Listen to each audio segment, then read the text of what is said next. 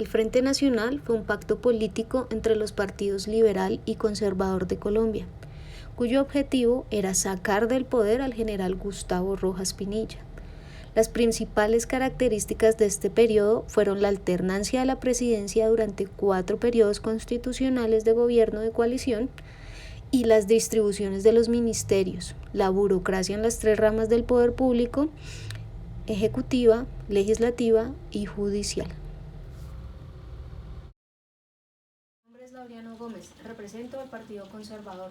Buenas tardes, mi nombre es Alberto Lleras y represento al Partido Liberal. Propongo que hagamos el pacto de Benidorm. Ok, este pacto va a durar 4 años para cada uno de los partidos. Correcto, comienzas tú gobernando 4 años.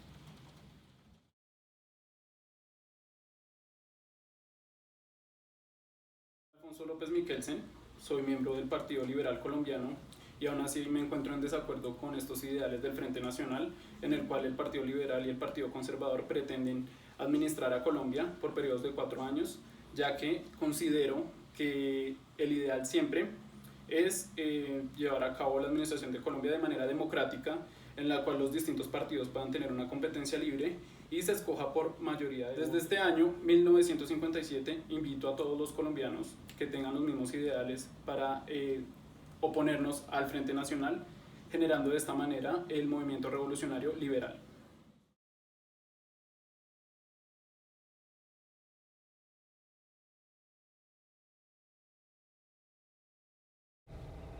En 1974, el país regresó a la elección del presidente mediante competencia abierta entre los países.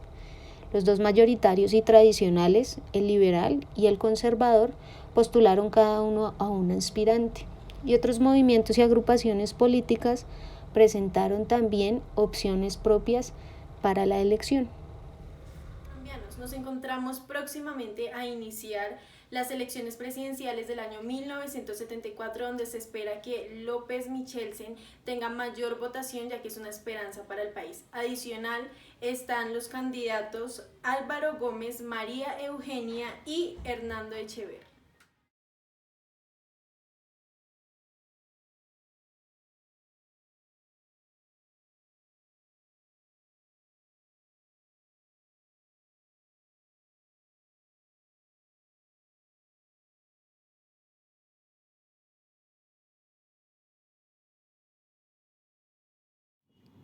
Colombianos, hoy es un día histórico para Colombia, ya que al pasar 16 años se retoman las elecciones democráticas. De los 4 candidatos que se lanzaron, el presidente electoral fue Alfonso López Miquelsen, quien tuvo una participación de votos del 56,3%.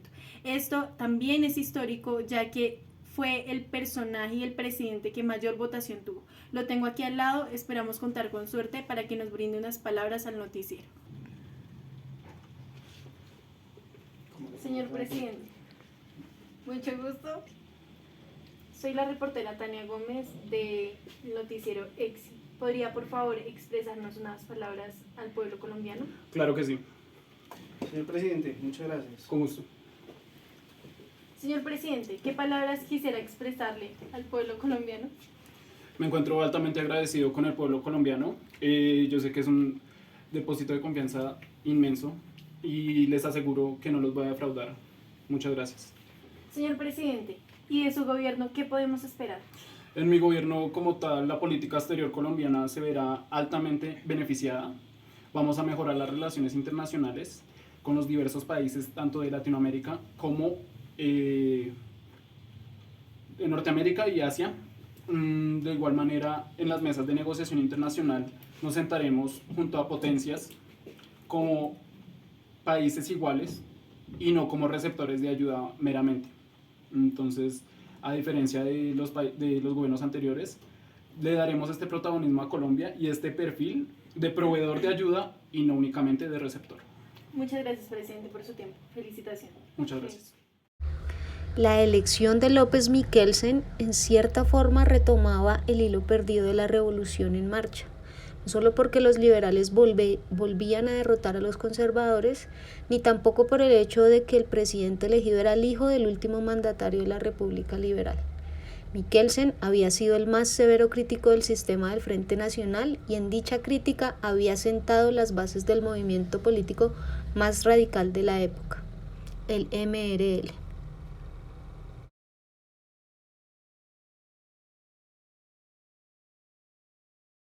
Good evening, President Lopez. Good evening, President Ford. It's a pleasure to have you here with us. Oh, my pleasure. Nos encontramos en la noche de septiembre de 1975, cuando Ford recibió a López. President, let me know what is your vision about the foreign policy with our country. For Colombia, I want it to be an independent country from you and from other countries.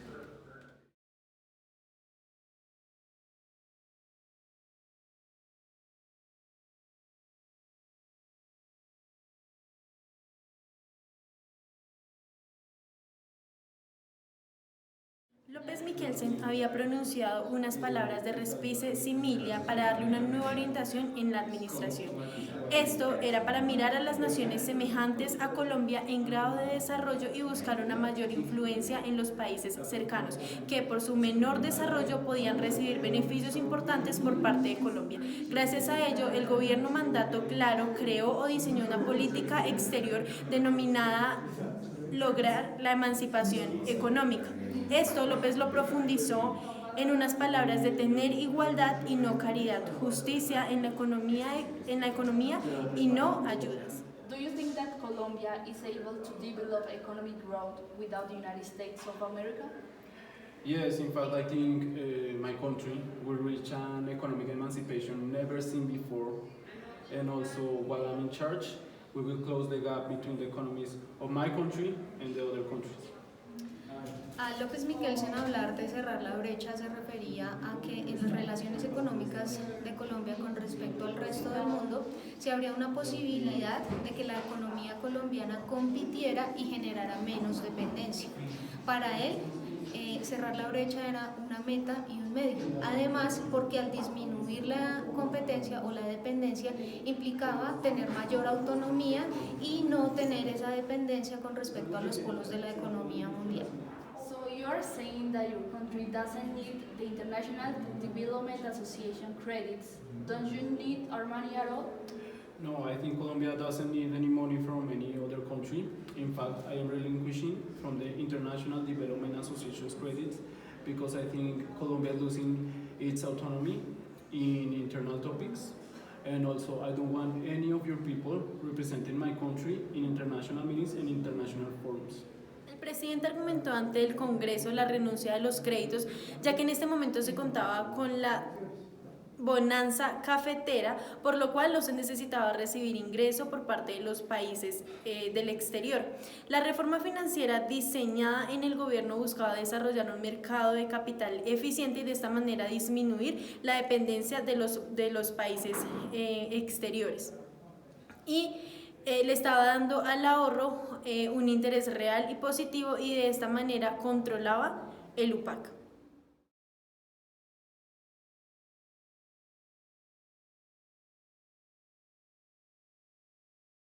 En su viaje a los Estados Unidos, Colombia renunció a los créditos presupuestados por la AIDE.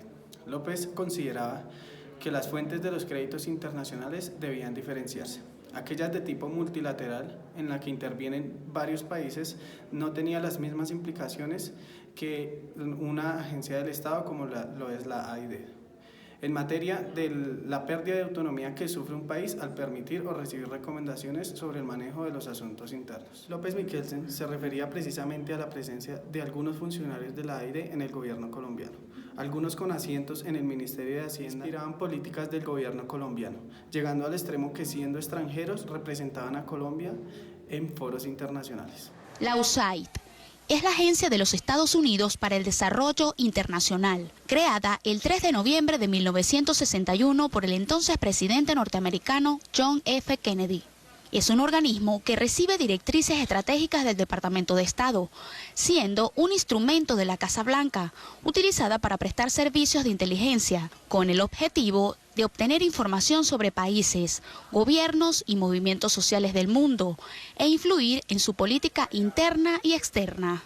es una de las principales agencias empleadas para el intervencionismo directo de Estados Unidos en las naciones. Desde su surgimiento, ha distribuido millones de dólares para supuestas ayudas militares y económicas a los países u organizaciones donde ejerce su dominio, en función de los intereses norteamericanos. Utiliza diferentes modalidades de ayuda, como préstamos para el desarrollo, asistencia técnica, fondos para emergencia y, sobre todo, apoyo militar y político, con énfasis en estrategias de espionaje, desestabilización e intervención armada, siguiendo las normas de su denominado Manual Represivo Confidencial. Opera en el África subsahariana, Asia, América Latina y el Caribe, Europa, Euroasia y Oriente. La USAID cuenta con una sede central en Washington y con oficinas de campo que dan cuenta de su presencia en todo el mundo. Sus agentes se mueven bajo el manto de organizaciones no gubernamentales, inventadas según las circunstancias, y opera directamente o a través de la Fundación Nacional para la Democracia, NED, el Instituto Republicano Internacional, el Instituto Democrático Nacional y algunas otras fachadas. Another thing that I want to talk to you is about the narcotraffic. This is something that is affecting my people. I know it's a big issue, but I think Colombia is not only responsible for this, but also the United States, because most of your people are buying this product and it benefits the mobs and the illegal groups in the drug market. I need you to be involved in this situation and I need you to do something about it.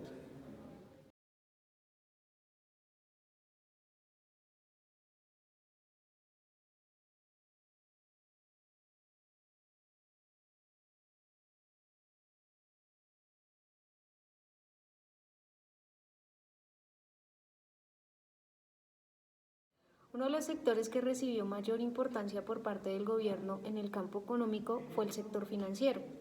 Al controlar las tasas de interés en niveles inferiores a la inflación, el Estado colombiano desincentivó el ahorro privado. Además, las opciones para ahorradores presentaban un desbalance cuando una de las modalidades disponibles, que era la UPAC, daba un rendimiento en función de la tasa de inflación. Esto absorbía una creciente porción del ahorro y se canalizaba solamente en un sector de la economía, el cual era la construcción. Allí se comenzó a mostrar síntomas de estancamiento para la economía colombiana.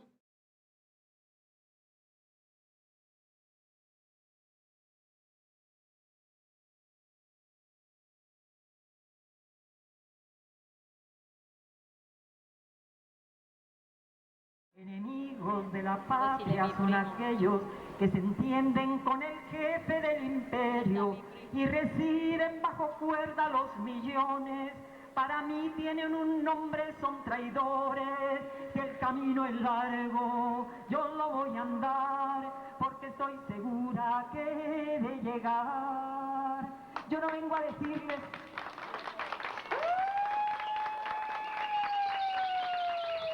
Yo no vengo a decirles que 2 más 2 son 4, ni que CONAS escribe amor, paz, asesinato. No vengo a definir ni a poner sobre la mesa soluciones. Vengo a contarles que en Colombia la tierra asesina al campesino 7 días a la semana y al obrero le dan 2 almuerzos de metralla. Vengo a contarles cómo libertad muere encadenada porque democracia se sintió ofendida el día que palabra quiso salir a borbotón. Vengo a contarles que en nuestra patria todo se arregla fácilmente, que si el frío y el hambre asesinan 1000 infantes, nos dan aviones supersónicos, que a cambio de las suecas nos ofrecen los mejores festivales. Y para que todo el mundo guarde silencio y compostura, no faltan las cárceles modernas. Además, los fusiles oficiales garantizan la paz en la universidad y en la parcela. Yo no traigo soluciones, pero que si queremos 2 más 2 pueden sumar 40 brazos. Y la unión de aquel con aquellos, de todos con nosotros, formará un torrente incontenible. Yo no traigo soluciones, pero si ustedes deciden vestir el uniforme de fatiga y quitarse la venda de los ojos, díganos cuándo y a qué hora nos encontramos en la lucha. Gracias.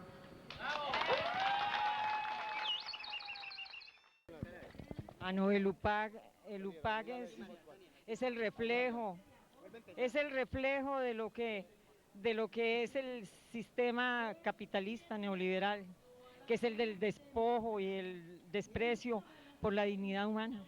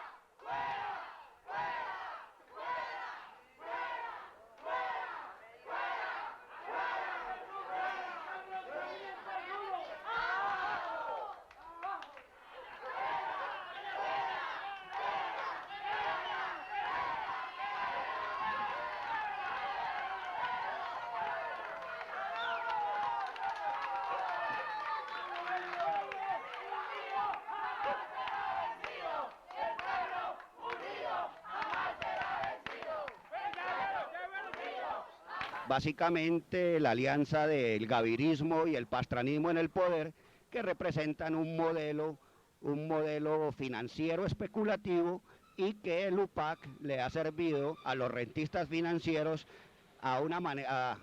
como una manera de vampiro, de chupasangre, para quitarle todos los esfuerzos a una generación de colombianos que han construido su esfuerzo, su colaboración, su valor agregado, su contribución al Producto Interno Bruto, y que de la noche a la mañana un mecanismo especulativo, rentístico, los deja en la calle. Para el año de 1972, durante el gobierno del presidente Misael Pastrana Borrero, se importa a Colombia y se impone por decreto el modelo de compra de vivienda denominado Unidad de Poder Adquisitivo Constante, UPAC, para facilitar la adquisición de vivienda al contribuyente colombiano ahorrador y para impulsar la construcción en el país. Antes del año 72, para el contribuyente era muy difícil adquirir vivienda, la cual estaba regulada por el ICT, Instituto de Crédito Territorial, y el Banco Estatal BCH, Banco Central Hipotecario. Además, no se construía vivienda en las cantidades actuales, pues la demanda no era tan alta. En los años 70 el UPAC funciona a las mil maravillas para que el colombiano promedio pueda comprar la tan anhelada casita, ahorrando en las ya mencionadas corporaciones, hoy muchas de ellas desaparecidas o convertidas en bancos. Esta unidad de poder adquisitivo constante UPAC se convierte después en Unidad para Arruinar Colombianos UPAC, hoy llamada Unidad de Valor Real VR.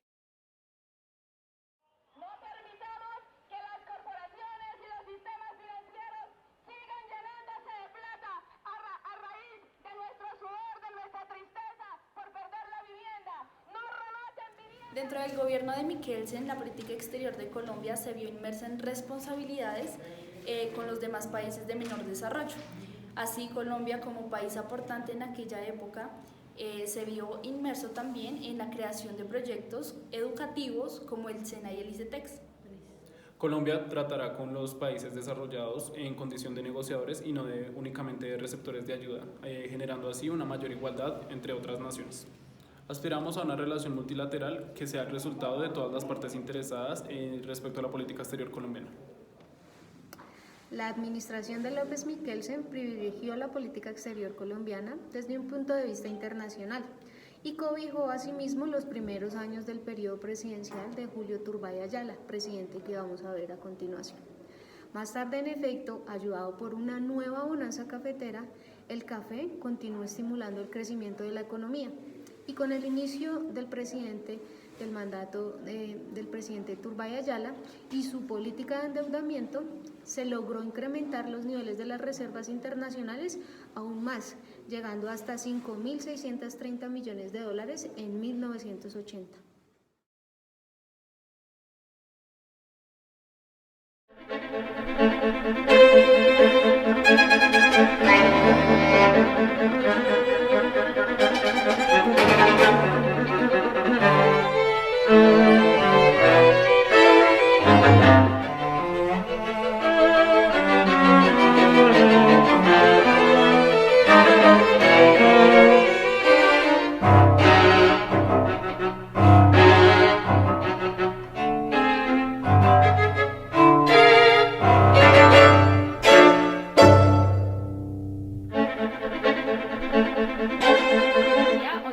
Con el presidente electo para este periodo de 1978 a 1982, Julio César Turbay. Buenos días, presidente. Buenos días, señorita. Muchas gracias por este espacio. Presidente, ¿cómo se siente con la decisión que ha tomado el pueblo de designarlo como su nuevo mandatario?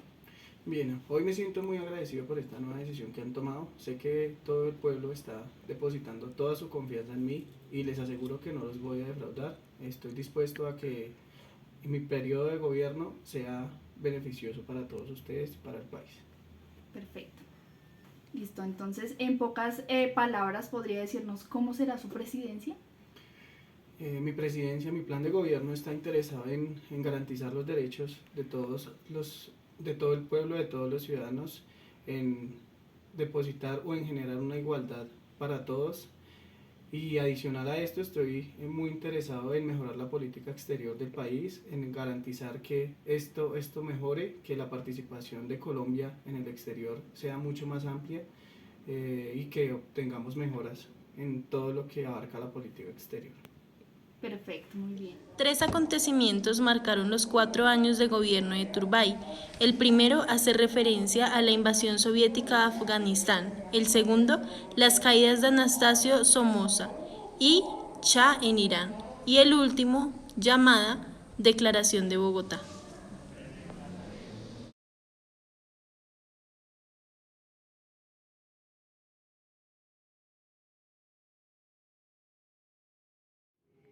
Buenas tardes, soy Julio César Turbay, el nuevo presidente de Colombia. Algunos aspectos importantes en cuanto a política exterior de mi plan de gobierno son las problemáticas y los aspectos importantes de la anterior presidencia, los cuales aportaron a mi gestión diplomática.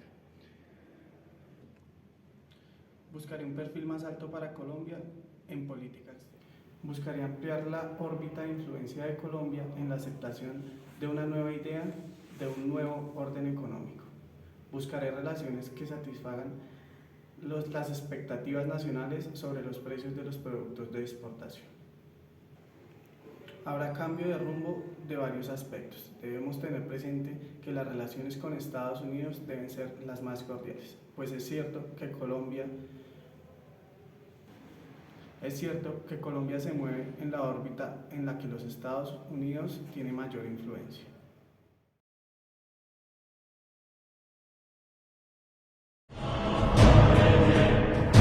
Tras la Segunda Guerra Mundial, varias ciudades quedaron reducidas a escombros. Varios países estaban devastados y necesitaban ser reconstruidos. Para controlar la anarquía dominante en el comercio mundial, tras un periodo de intensas negociaciones, el 30 de octubre de 1947, en el Palacio de las Naciones en Ginebra, con la firma de 23 países, nace el GATT, el Acuerdo General sobre Aranceles de Aduana y Comercio, y se funda el Banco Mundial de Reconstrucción y Fomento.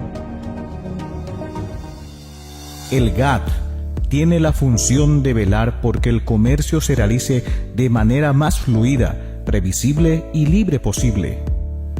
El GATT también es un foro de negociación, un marco normativo, es un cuadro que orienta las políticas comerciales de sus miembros, una instancia para solucionar controversias y conflictos comerciales entre miembros. El GATT negocia la reducción de cupos, aranceles no discriminatorios, prohibición de carteles y dumping.